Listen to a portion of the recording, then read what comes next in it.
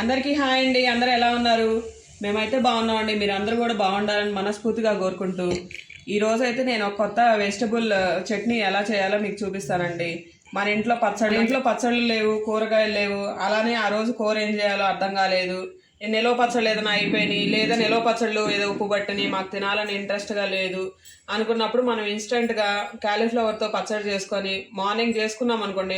8 చేసుకుంటే 12 అలా చట్నీ అయితే ఊరి అంతా నీట్గా రెడీ అయిపోద్దండి. ఇది ఎలా చేయాలో మీకు సింపుల్గా చూపిస్తాను. ఫస్ట్ క్యాలీఫ్లవర్ తీసుకొని ఇలా పెద్ద పువ్వులుగా చేసుకొని దాని నుంచి మనం చిన్న చిన్న పువ్వులుగా కట్ చేసుకొని పక్కన పెట్టుకోవాలి. ఆ పచ్చడికి ఏమేమి కావాలంటే కారం, ఉప్పు, ఆవాలు, మెంతులు, అలాగే ఒక చిన్న సైజు నిమ్మకాయ అండి. ఈ ఆవాలు మెంతులు ఏంటంటే మనం ముందుగా కొంచెం వేపుకొని ఉంచుకోవాలి. వేపిన తర్వాత వాటిని పిండి చేసి పెట్టుకోవాలి.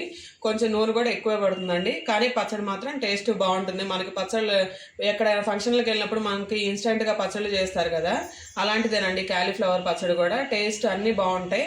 మీకు ఎలా చేయాలో చూపిస్తాను. క్యాలీఫ్లవర్ ముక్కల్ని ఈ సైజు ముక్కలుగా తరుక్కోవాలండి. ఈ సైజు ముక్కల్ని వేసుకొని ఫస్ట్ ఒక గిన్నెలో నీళ్లు తీసుకొని దాంట్లో వేసుకొని 1-2 సార్లు నీళ్ళు అయితే తెల్లించుకోవాలి. దాంట్లోనే మనకి కొంచెం పసుపు, ఉప్పు వేసుకున్నట్లయితే దాంట్లో ఏమన్నా పురుగులు అలాంటివి ఏమైనా ఉంటే పోతాయండి.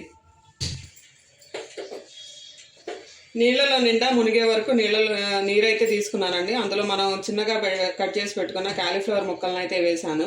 నీరు 1-2 సార్లు ఇంక తర్వాత ఆ స్టవ్ ఆపేసుకోవచ్చండి. హై ఫ్లేమ్లోనే పెట్టుకుంటున్నాను. చూడండి, నీ బాగా మరుగుతున్నాయి కదా, ఆల్రెడీ 2 టైమ్స్ మరిగినాయండి. ఇంకా స్టవ్ ఆపేసుకుంటున్నాను. స్టవ్ ఆపేసిన తర్వాత ఈ క్యాలీఫ్లవర్ అంతా ఒక బుట్టలో వేసుకొని నీళ్ళు అయితే ఫిల్టర్ చేసుకోవాలండి. ఆ తర్వాత ఒక పొడి గుడ్డ మీద తీసుకొని ఈ ముక్కల్ని ఒక 10 నిమిషాల పాటు ఆరనివ్వాలి. ఇట్లా ముక్కలను అయితే నేను వాటర్ అంతా తీసేసానండి. అన్న తర్వాత ఒకసారి ఇట్లా కదుపుకుంటున్నాను, ఇంకేదైనా వాటర్ ఉంటే అవి మొత్తం పోవాలి అని. పొడి క్లాత్ అయితే తీసుకున్నానండి. పొడి క్లాత్ మీద నేను ఫిల్టర్ చేసి పెట్టుకున్న ఈ ముక్కలన్నీ ఇట్లా పరుచుకున్నాను అనమాట. కొంచెం దూరంగా పెట్టుకోండి, బాగా ఆరాలి. ఆరిన తర్వాత వెంటనే మనం పచ్చడి స్టార్ట్ చేసుకోవచ్చు. ముక్క అయితే బాగా ఉడికిందండి. కొంచెం గచ్చాపచ్చాగా ఉడకాలి, బాగా మరీ మెత్తగా ఉడకకూడదు. చూసారు కదా, ఇట్లా తునగకూడదు, అలానే మెత్తగా అయిపోకూడదు. ఇట్లా ఉండాలన్నమాట ముక్క. మనం ఇందాక ఉడికించిన తర్వాత బయట ఆరబెట్టుకున్నాం కదండి, అవంతా పూర్తిగా ఆరిపోయినాయి. సో నెక్స్ట్ ప్రొసీజర్లోకి వెళ్ళిపోదాం. ఆవాలు, మెంతులు ఉన్నాయి కదండి, అవి కొంచెం ప్యాన్లో కొంచెం వెచ్చ చేసుకోవాలన్నమాట. నూనె ఏమీ వేసే పని లేదు, జస్ట్ కొంచెం వేడి చేయాలంతే.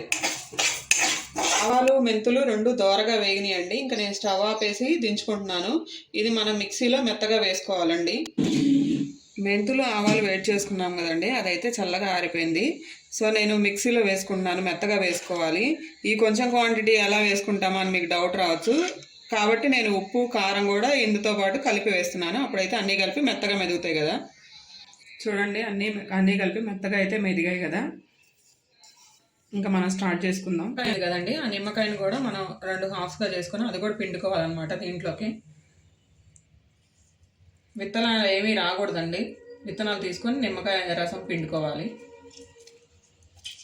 కొంచెం కారం తక్కువ వేసుకున్నాం అనుకోండి, చిన్నపిల్లలు తినడానికి కూడా బాగుంటుందండి. వేడి అన్నం కొంచెం నెయ్యి వేసుకొని పచ్చడి కలుపుకుంటే మాత్రం బాగుంటుంది చాలా. నూనె కూడా యాడ్ చేస్తున్నానండి. ఇది పచ్చి నూనె, పల్లి నూనె అనమాట.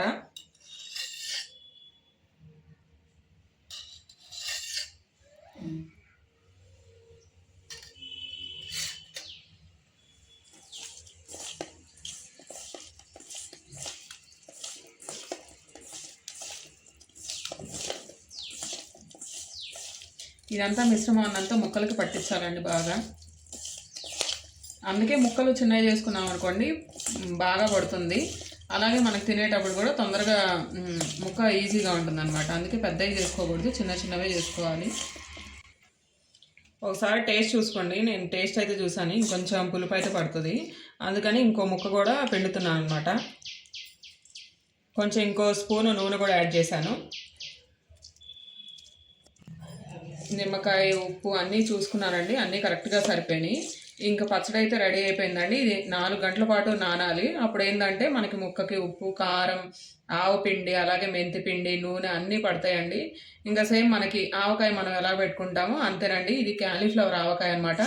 4 గంటలు ఆగితే నూనె అంతా ఊరిపోయి అప్పుడు పచ్చడి అయితే మనకి రెడీ టు సర్వ్ అండి.